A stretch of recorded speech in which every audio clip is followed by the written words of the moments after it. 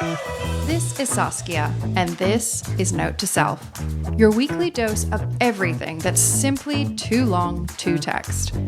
Consider this your personal invitation into my inner circle, where I share my thoughts, feelings, and quiet reflections that usually live inside my Notes app. Thanks for joining me. Hello, and welcome to Note to Self. Happy to be here. It's a gloomy, rainy day in New York, so at least this is bringing me some joy. It's always so miserable when it's rainy and cold here in New York, but we had some gorgeous little days last week, these little tiny tastes of spring. I feel like we're coming out of the darkness, and we had some like really beautiful warm weather. And then it was the Oscars on Sunday. Bloody was pumped about that. I think it was one of my favorite years. I felt the movies this year were incredible. I was interested in so many of them. We watched Marty Supreme and Hamnet over the weekend. Marty Supreme, gotta say, I didn't love it. I just don't really like Josh Safdie films. I find them incredibly stressful, and there's a lot of weird subplots that I find are really unnecessary in his storytelling. It was a 2.5-hour movie that I think could have easily been an hour and a half to 2 hours. There's just no need for all the additional timing. But we did also watch Hamnet, which, oh my God, it was so beautiful. It is the most beautiful film in the way it's shot, the acting, the character development, the storytelling. It was such a sad story, but it is told in the most beautiful, nature-orientated way. Just the way that they film the forest and what that means to the main character, Jessie Buckley, who plays Jessie. Wait, hold up. I always get her last name wrong. Buckley. That's right. Her main character and how much the forest means to her. It really spoke to me as like a little self-proclaimed rainforest child. I really resonated with the story, and I was so happy to see Jessie receive all the acclaim. I think she won every major award this season, which is kind of incredible. I actually should research because I don't know how many people, if any, have done that. So interesting one to look into. Oscars only happened recently, so I haven't done like my full recap, but it was a great show, and I thought it was great to see them recognize casting directors for the first time. I really loved that. They brought in an opera performer and a ballet performer, which was a little wink and a nod to Timothy Chalamet, his weird comments about those art forms being out of date in a way. And I thought that was a very interesting choice for the Academy to do that. And I thought it was very poignant, and I loved it.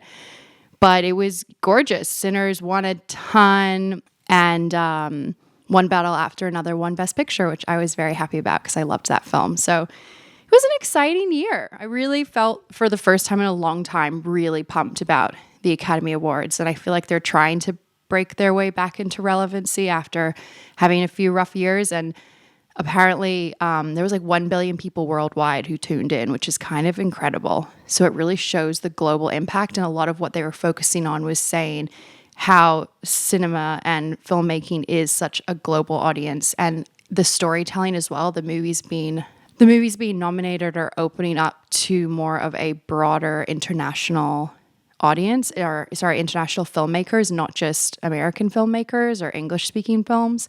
And I also think that's been a really incredible development.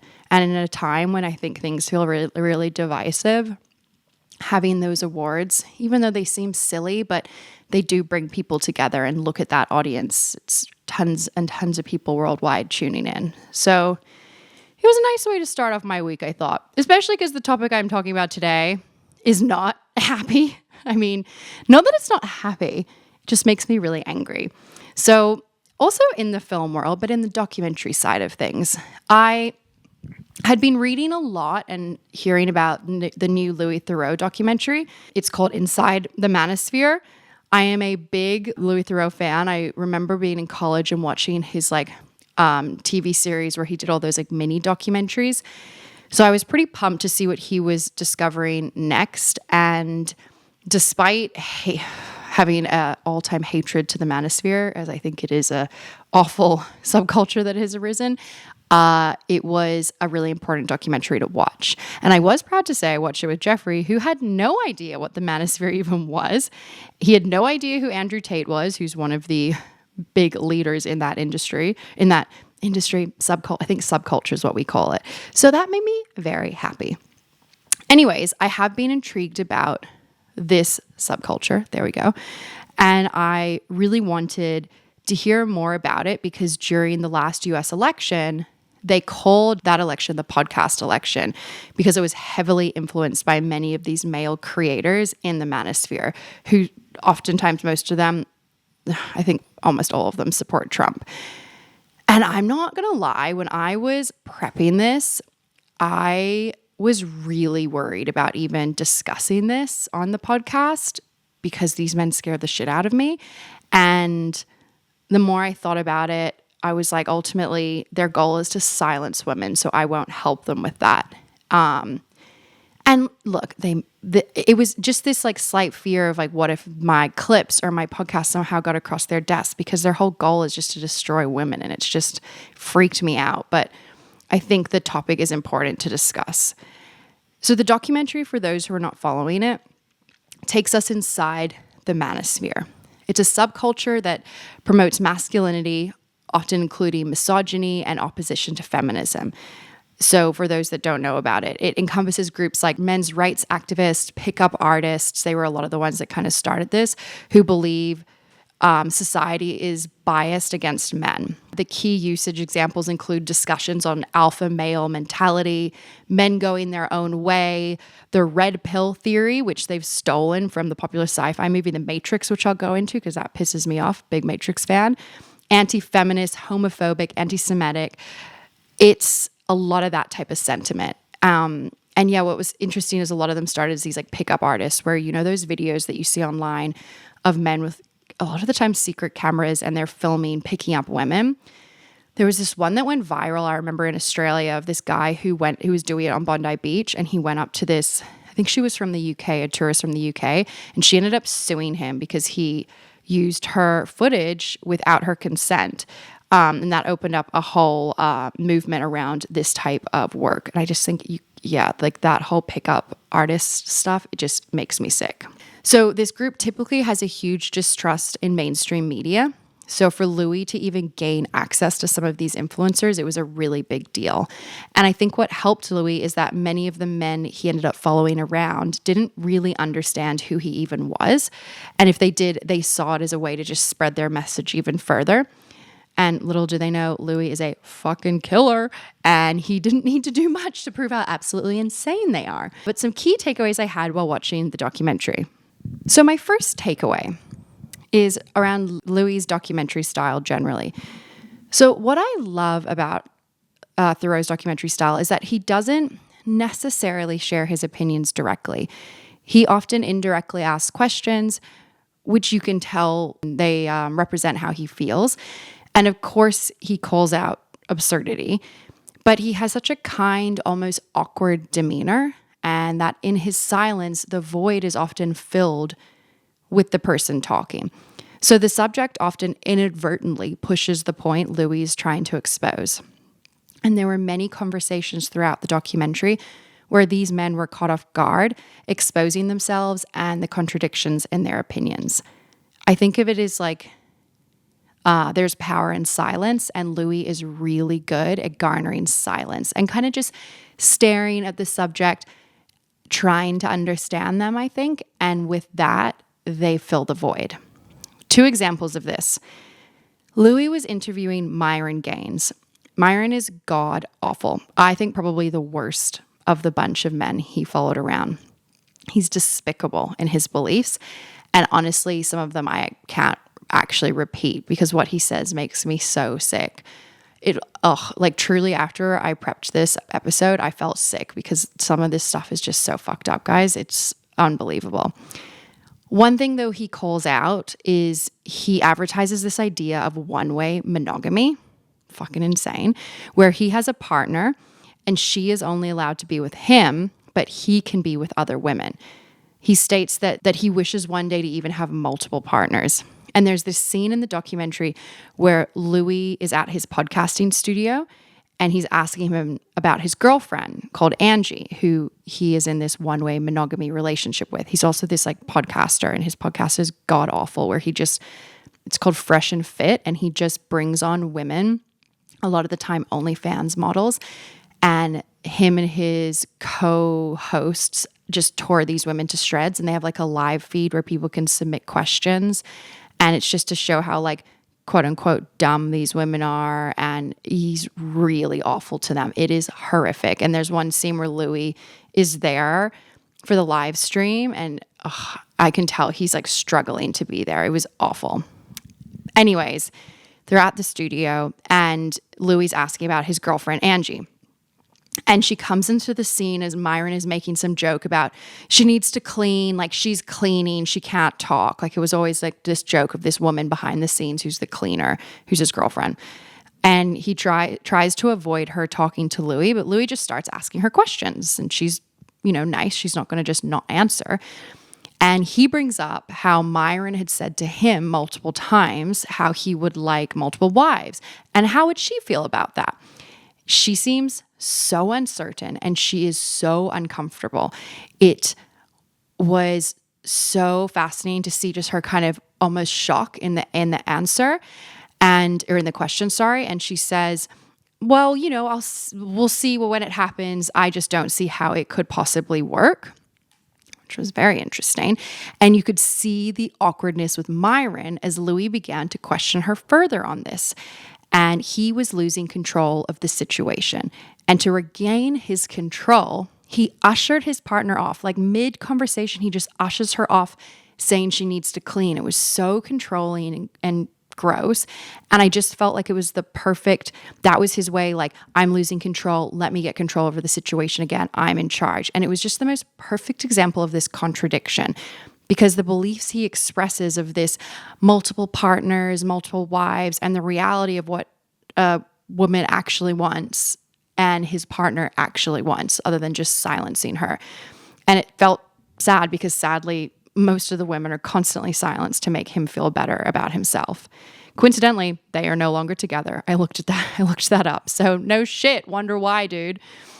Anyways, he's awful. Oh my gosh. Just like Google him. He actually sucks. It's astonishing that someone in this day and age could have opinions like that. I was truly so unbelievably shocked, didn't have words that this existed. This is just what's so crazy about subcultures, right? You're like, oh my gosh, how many of these like crazy things are out there? So the second example was from this influencer of Louis' documentary style. This was the next example. And he followed this influencer around who lives in Spain. He's a UK Manosphere blogger, and his name is Harrison Sullivan. They call him HS for short.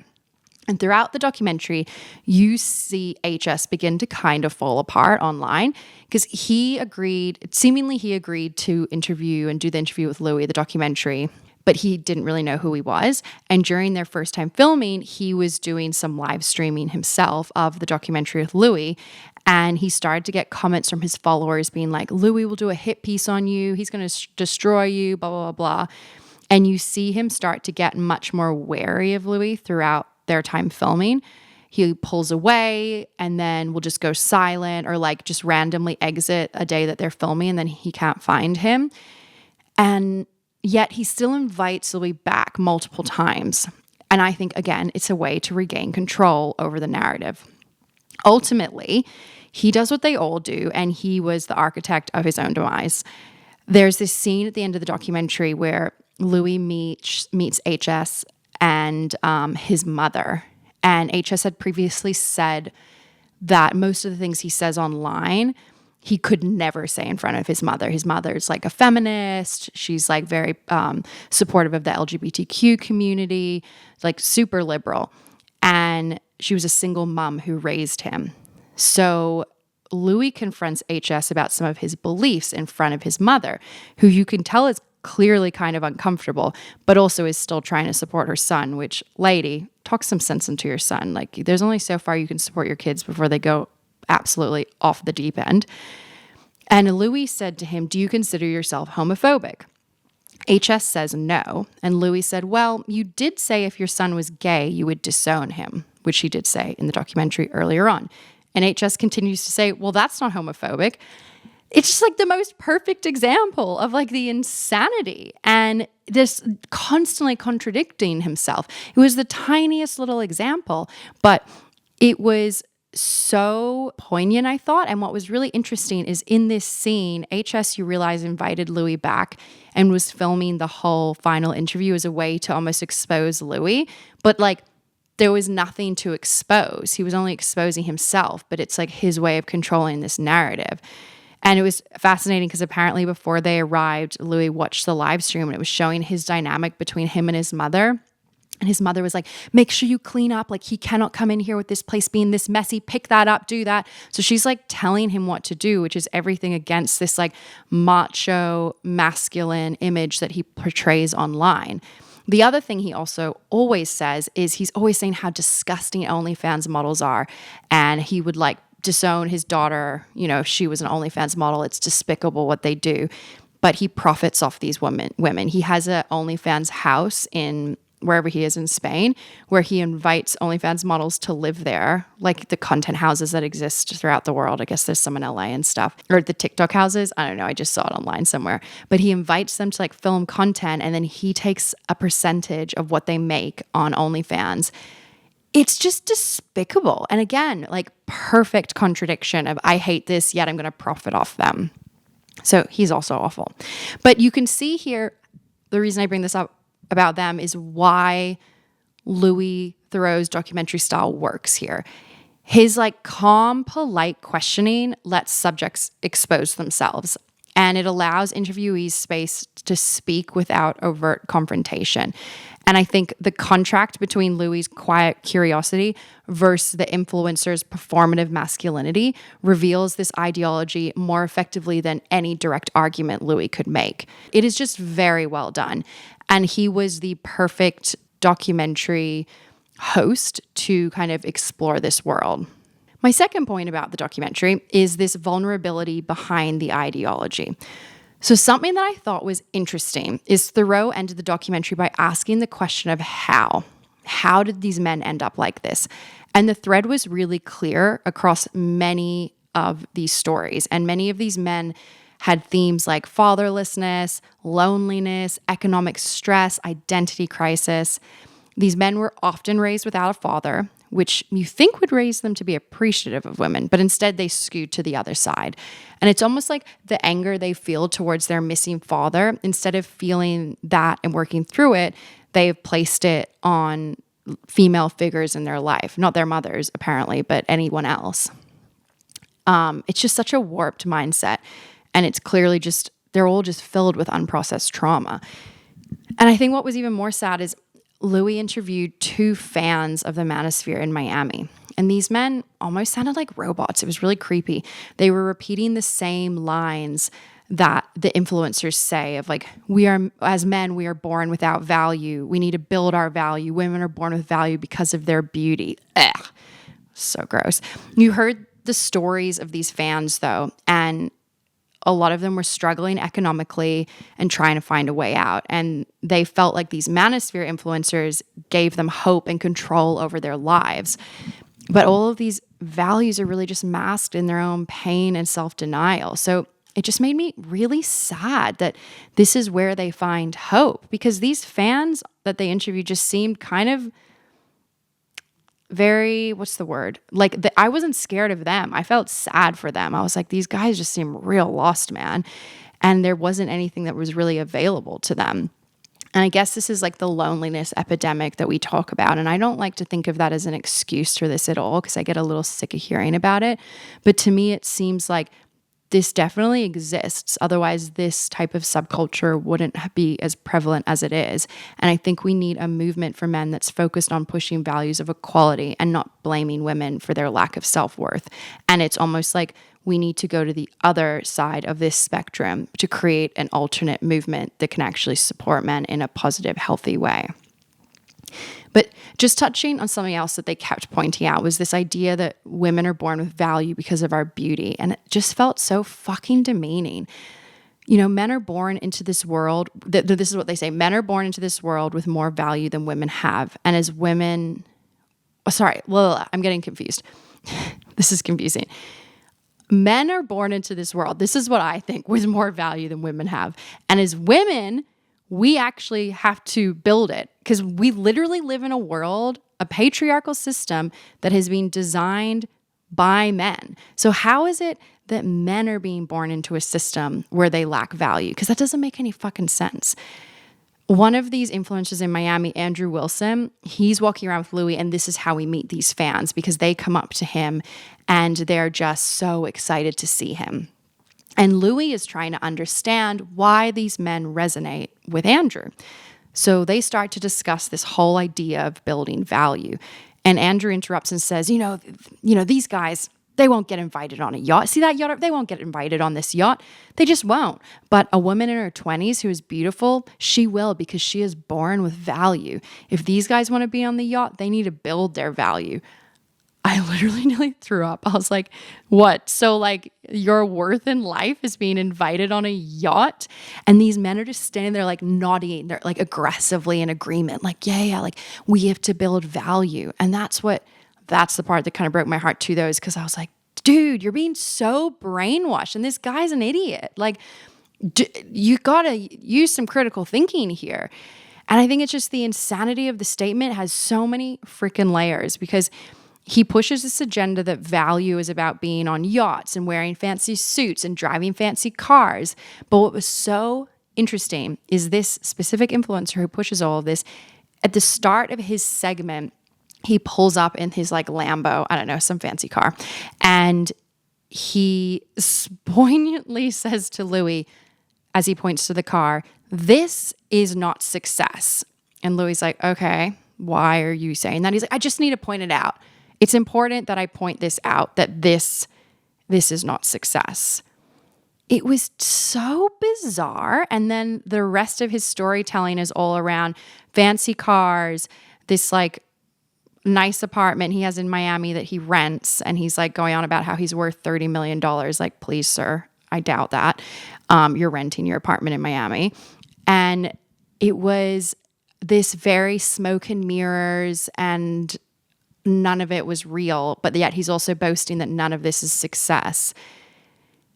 All of it was just so convoluted. And to me, it just felt like these are the things that he wants, and he's happy to scam people to get them, and creating this like weird value system. It's very, very complicated and really just disgusting, to be fair. But that was my second main point about this, which leads me to my third point. You can tell I got really riled up with this documentary, guys, which is the red pill theory.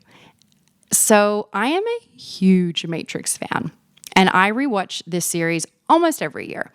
It's an incredible sci-fi masterpiece. So when I heard that they were using the red pill theory, a famous theory from the Matrix, I was infuriated, because we should talk about the original meaning of this theory. In the Matrix, the red pill is introduced by Morpheus when he offers Neo a choice. You guys stay with me here. These are the two characters in the Matrix, if you've not seen it. Morpheus is offering Neo to take 2 pills, and there's a blue pill, which means you stay in this illusion, and then the red pill, which is waking up to reality. And the red pill symbolizes waking up from a false reality, questioning systems of control, rejecting comforting illusions, and confronting difficult truths. Neo's living in this false reality, and they're being told it's time to wake up, or he gets the choice to wake up. Importantly, the film is all about liberation from systems of domination. And even more interesting context, the film was created by Lana and Lily Wachowski. I always get their last names wrong, but they're both creators that later came out as transgender. And many critics interpret the film as being part of identity, liberation, and resisting imposed systems, especially as I believe they came out after the films they came out as transgender after the films. So the original red pill metaphor is anti-authoritarian and anti-control. And how the Manosphere uses the red pill is taking the red pill usually refers to beliefs in modern society is biased against men. Feminism has disrupted natural gender roles. Men and women have fixed biological roles. Like, these are all the things you believe when you decide to take this pill, and that men should pursue status, dominance, and sexual access. So theirs is, I feel like, more built around this dating ideology and gender hierarchy, and it often frames itself as revealing the truth about the female nature.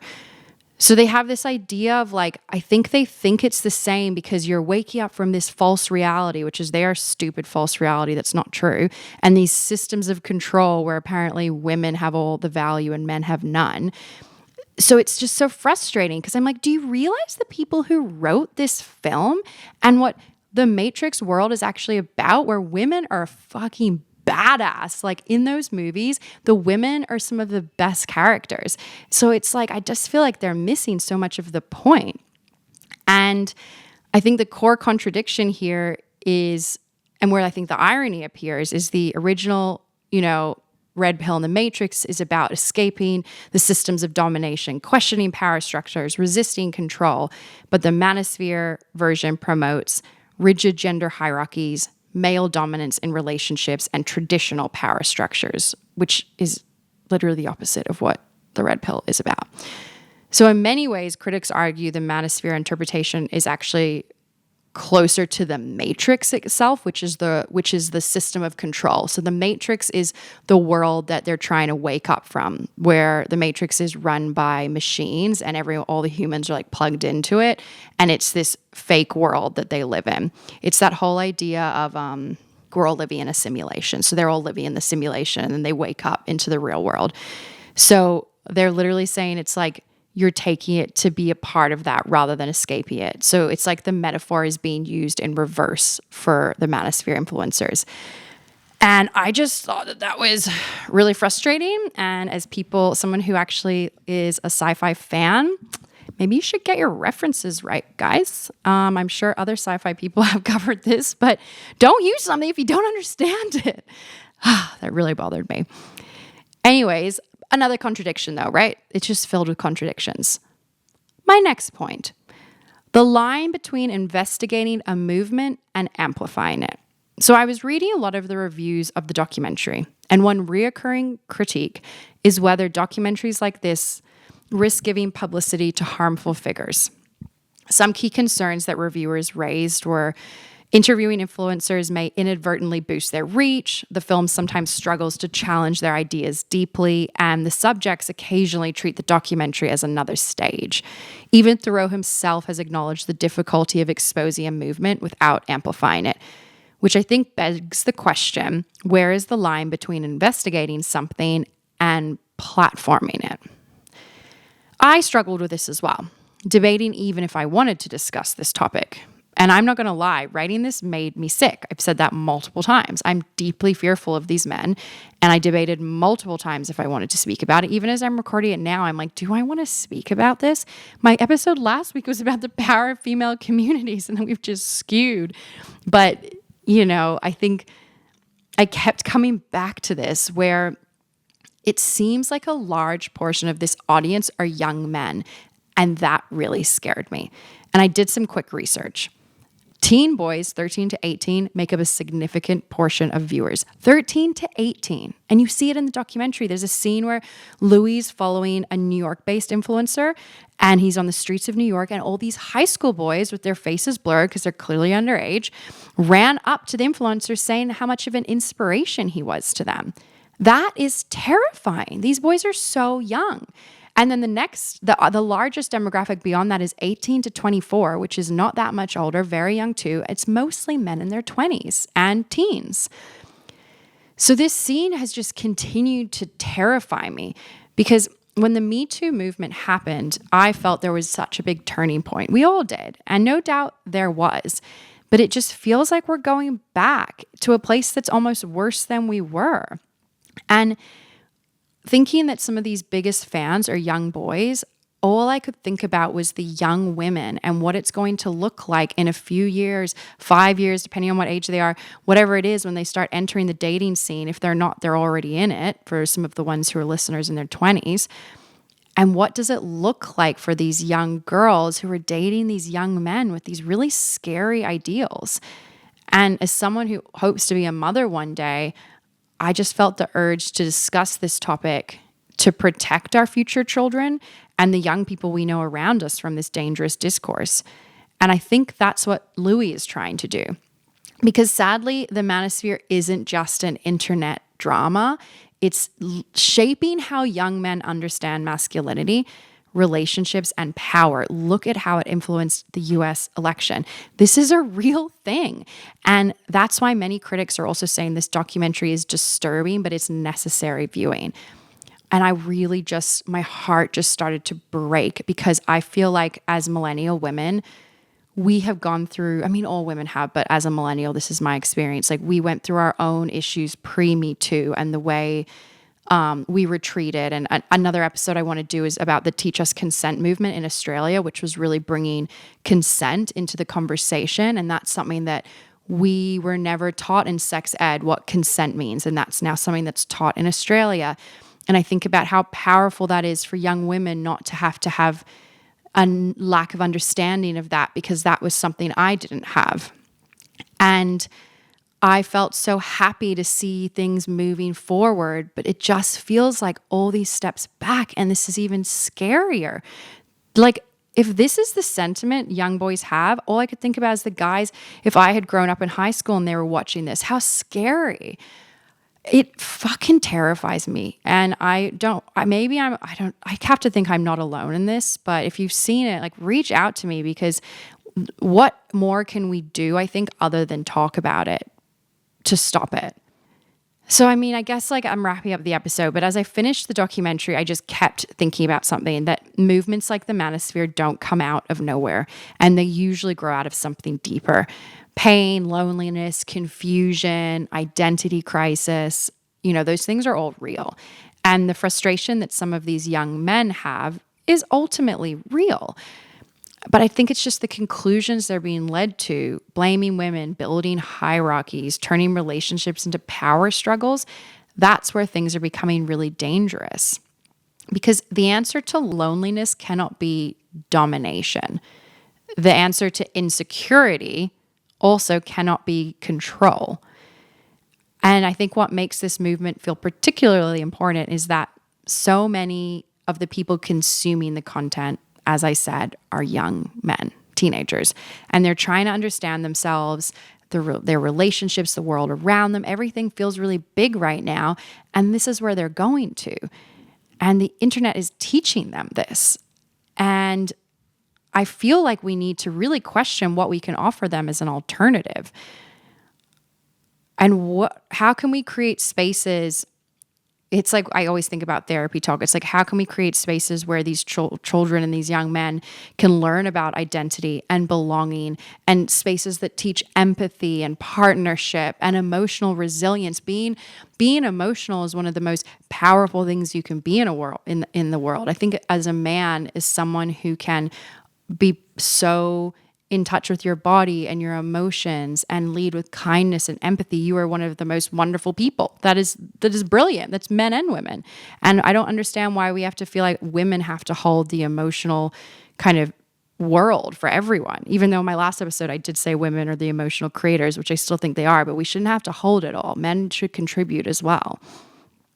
And I feel like, where are the communities that are showing these men a version of masculinity that isn't built on hierarchy, but built on connection? Because this connection they're getting online is not real. These communities are all fake and produced in this fake world, the Matrix. It's not a real world. And how do we make actual communities where they can feel supported? Oh my God, it's back to my episode last week. Why female communities are so important. Men need these communities too. And maybe that's what the issue is. Maybe they don't have those. I don't know. I'm spitballing here as I wrap up here, guys. But I think the truth is we're not enemies. Oh my gosh. And feminism isn't the enemy. And that makes me so freaking mad. We're partners in building the world that we have to live in. And we have so much to learn from each other. And we must lead with empathy. And feminism is not a scary word. I'm so sick of feeling like it's a scary word. It should be taught as a type of thinking that is beneficial to all men and all women. And I feel like if this manosphere is gaining traction, the real lesson here is that we need these communities. We need stronger conversations and we need stronger examples of what healthy relationships look like. And I mean, as if you're a parent and you've got a son, you have these conversations. I mean, maybe don't try and expose them to this industry. You know better than I do as a parent. But all I can think of is that we talk about these things to make people feel less alone. That's why I do the podcast, is to share stories to make people feel less alone. So maybe that's what men need. I don't know. I'm not enough in that world to know what type of influencers are out there for men. But after seeing this scared me. So we need stuff that's not this. Anyways, if you've seen it, chat to me. I know this was a lot. I took us on a bit of a hectic journey this week. Next week, I'll be lighter, I promise. Maybe I'll do a pop culture episode. But I appreciate you all for listening. Truly watch the doc. It's fascinating and scary and makes me really angry, and I need other people to vent to it about. But let's just protect each other, because this stuff is real and it's around us more than I realized. So I love my girls though that listen to this podcast. So thanks, ladies, and stick by each other. We've got each other's backs. I'll see you next week.